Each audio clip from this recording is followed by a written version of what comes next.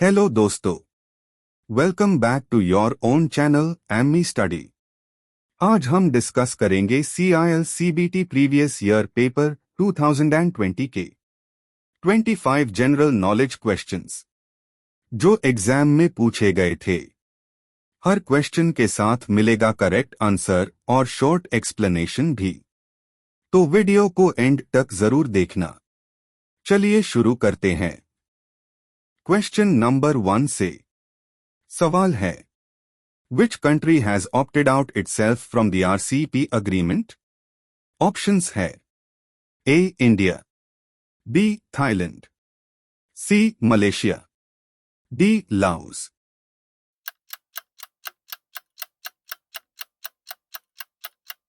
अब ध्यान से समझिए। RCEP एक बड़ा इंटरनेशनल ट्रेड अग्रीमेंट है, लेकिन इंडिया ने इस अग्रीमेंट से खुद को अलग कर लिया था क्योंकि देसी इंडस्ट्रीज को नुकसान होने का डर था। इसलिए इसका करेक्ट आंसर होगा option A, India. Question number 2, When was Zamindari Association established in India? Options है A. 1838, B. 1834, C. 1890, D. 1876।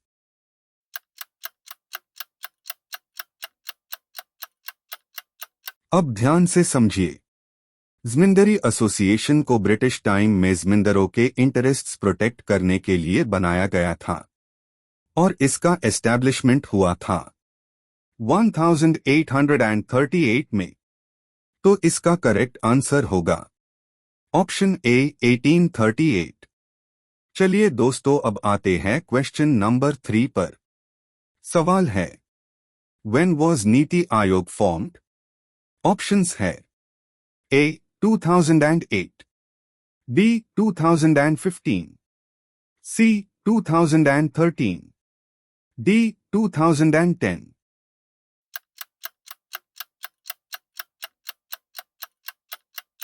अब ध्यान से समझिए। नीति आयोग ने प्लानिंग कमीशन की जगह ली थी और इसका फॉर्मेशन हुआ था 1 जनवरी 2015 को। तो इसका करेक्ट आंसर होगा ऑप्शन बी, 2015। अब बढ़ते हैं क्वेश्चन नंबर 4 की तरफ। सवाल है, Which gas is used for making soda water? Options है A. Nitrogen, B. Carbon dioxide, C. Helium, D. Hydrogen.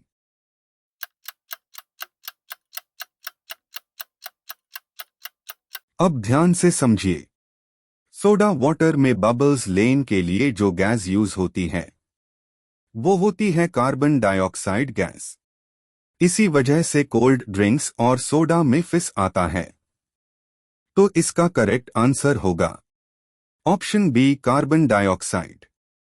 चलिए दोस्तों, अब आते हैं क्वेश्चन नंबर 5 पर। सवाल है, RBI has increased the household income limits for NBFC-MFI borrowers from 1 lakh to how much for rural areas? Options है A. 1.25 lakh rupees, B. 1.50 lakh rupees, C. 1.70 lakh rupees, D. 2.5 lakh rupees।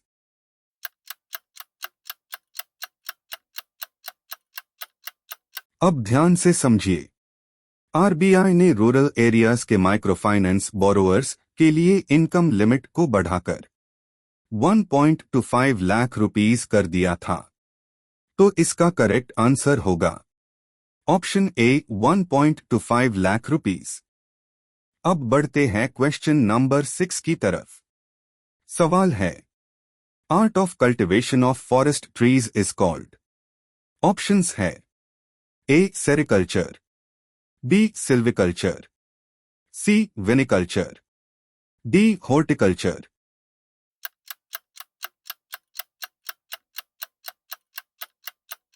अब ध्यान से समझिए। Forest trees को grow करना, manage करना और उनकी साइंटिफिक कल्टीवेशन करने को सिल्विकल्चर कहा जाता है। याद रखिए, सेरिकल्चर का रिलेशन सिल्क से होता है और हॉर्टिकल्चर फ्रूट्स फ्लावर्स से।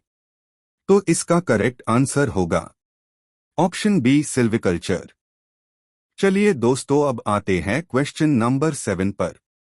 सवाल है where is the Kakrapar atomic power plant located. Options है A Gujarat, B Maharashtra, C Karnataka, D Tamil Nadu.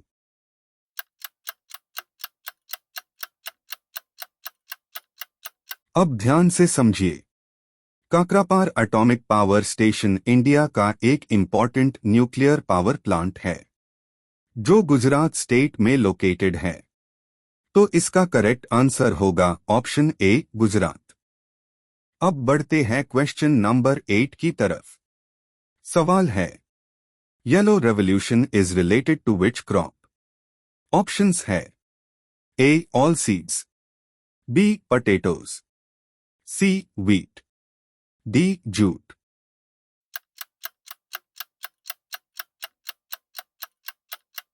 अब ध्यान से समझिए। येलो रेवोल्यूशन का रिलेशन ऑल सीड प्रोडक्शन से होता है जैसे मस्टर्ड, सनफ्लावर, सोयाबीन एटसेट्रा। याद रखिए green revolution is equal to wheat, yellow revolution is equal to oil seeds.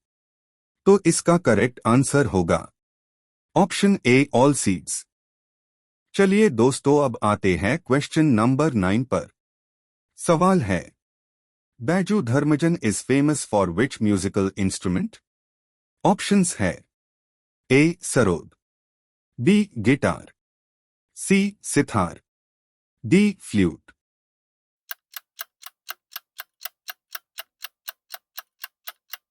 अब ध्यान से समझिए। बैजू धर्मजन एक फेमस इंडियन म्यूजिशियन है जो स्पेशली गिटार बजने के लिए जाने जाते हैं।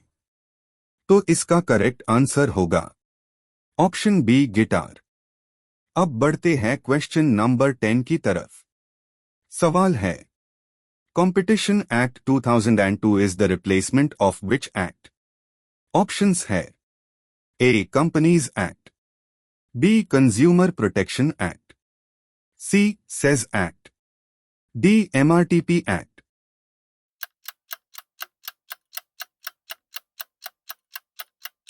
अब ध्यान से समझिए।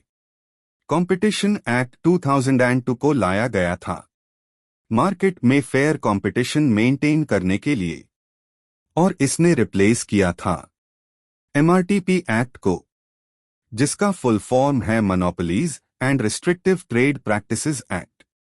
तो इसका करेक्ट आंसर होगा option D MRTP act. Question number 11। सवाल है according to article 81 of the Indian constitution what is the maximum strength of Lok Sabha members. Options है ए 530, बी 510, सी 532, डी 552।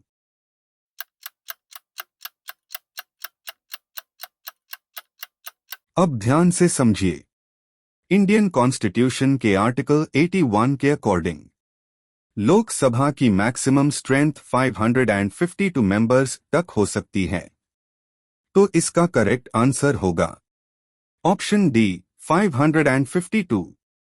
क्वेश्चन नंबर 12 पर। सवाल है which of the following is the largest irrigation canal in India. Options है A Kakatiya canal, B Indira Gandhi canal, C Sharda canal, D Buckingham canal.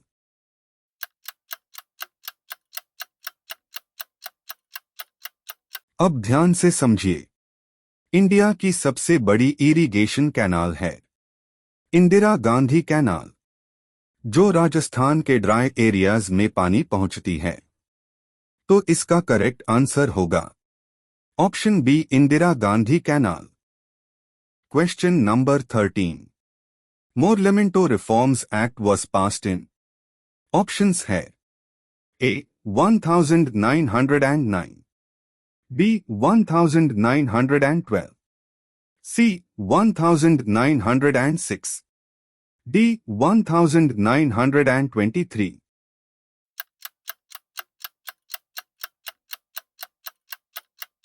अब ध्यान से समझिए।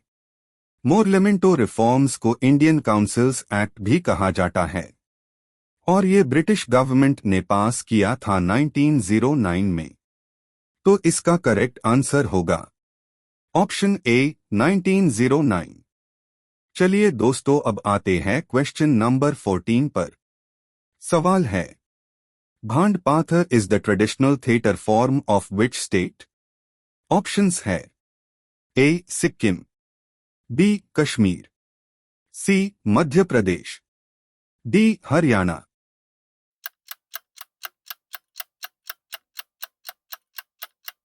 अब ध्यान से समझिए। भांड पाथर एक ट्रेडिशनल फोक थिएटर फॉर्म है जो कश्मीर की फेमस कल्चरल आर्ट मानी जाती है। तो इसका करेक्ट आंसर होगा ऑप्शन बी कश्मीर।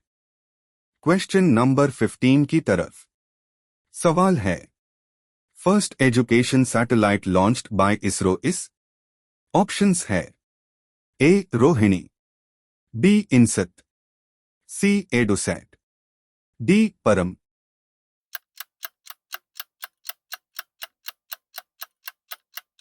अब ध्यान से समझिए। इसरो का पहला एजुकेशन सैटेलाइट था एडोसैट, जिसे स्पेशली डिस्टेंस लर्निंग और एजुकेशन के लिए लॉन्च किया गया था। तो इसका करेक्ट आंसर होगा ऑप्शन सी एडोसैट। चलिए दोस्तों, अब आते हैं क्वेश्चन नंबर 16 पर। सवाल है, India's first web repository launched by NEERI and CSIR? Options है A NAP, B CAMPA, C IndiAIR, D IWMP.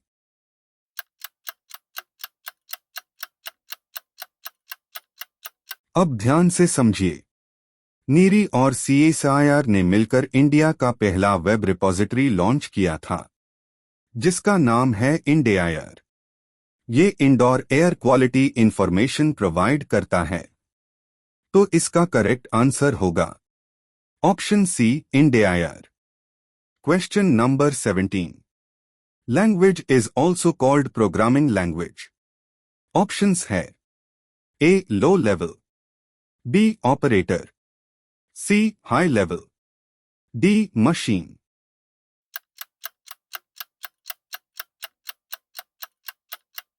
अब ध्यान से समझिए।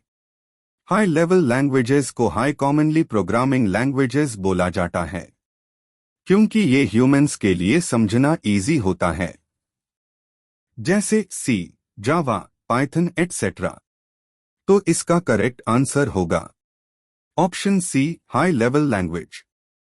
चलिए दोस्तों, अब आते हैं क्वेश्चन नंबर 18 पर। सवाल है, which country is the largest producer of gold in the world? Options है ए चिली, बी कटार, सी ब्राजील, डी चाइना।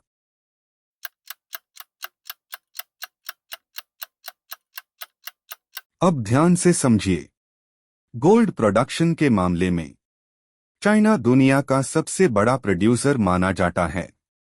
तो इसका करेक्ट आंसर होगा ऑप्शन डी चाइना। अब बढ़ते हैं क्वेश्चन नंबर 19 की तरफ। सवाल है, microchip technology pioneers are Jack Kilby and? Options है A Jakob Berzelius, B Tim Leatherman, C Robert Noyce, D Charles lamprey.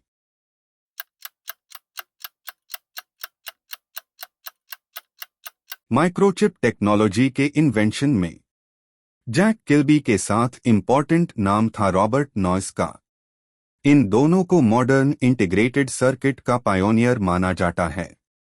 तो इसका करेक्ट आंसर होगा ऑप्शन सी रॉबर्ट नॉइस। चलिए दोस्तों, अब आते हैं क्वेश्चन नंबर 20 पर। सवाल है, who appoints the chief election commissioner of India? Options है A vice president, B prime minister, C chief justice of India, D president.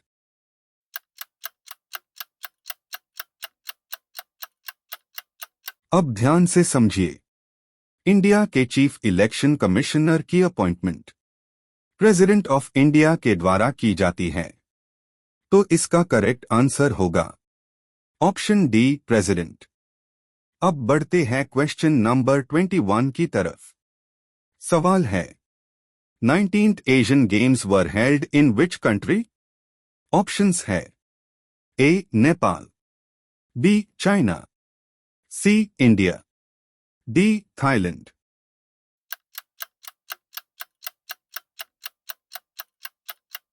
अब ध्यान से समझिए।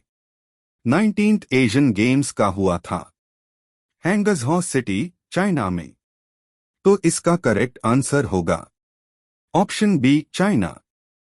चलिए दोस्तों, अब आते हैं क्वेश्चन नंबर 22 पर। सवाल है, former chief election commissioner of India who passed away recently? Options है A, Somnath Chatterjee, B, N Karunanidhi, C, T N Seshan, D, R K Dhawan.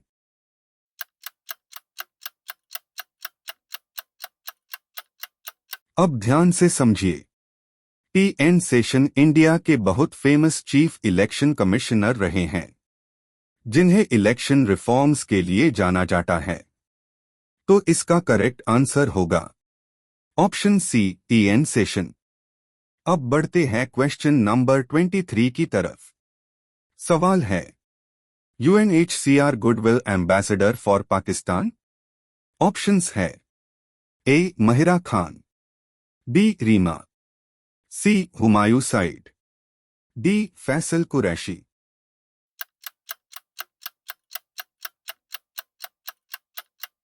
अब ध्यान से समझिए। पाकिस्तान की फेमस एक्ट्रेस महिरा खान को यूएनएचसीआर गुडविल एम्बेसडर नॉमिनेट किया गया था, तो इसका करेक्ट आंसर होगा ऑप्शन ए, महिरा खान। चलिए दोस्तों, अब आते हैं क्वेश्चन नंबर 24 पर। सवाल है, who among the following has one his 22nd world billiards title in 2019? Options है ए, पंकज अडवाणी, बी, सौरव कोठारी, सी, जीत सेठी, डी, आदित्य मेहता।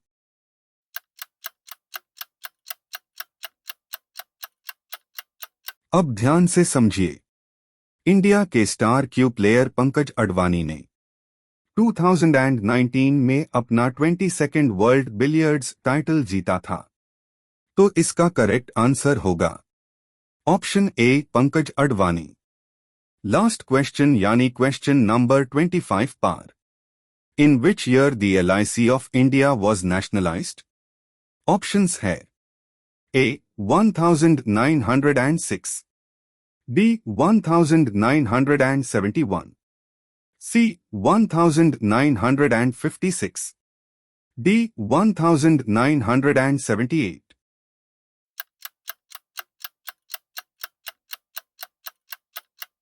अब ध्यान से समझिए। Life insurance corporation of India यानी LIC को 1956 में नेशनलाइज किया गया था, तो इसका करेक्ट आंसर होगा ऑप्शन सी, 1956। अगर आपको ये PYQ क्वेश्चंस यूजफुल लगे हो, तो वीडियो को लाइक, शेयर और चैनल एमई स्टडी को सब्सक्राइब करना मत भूलना।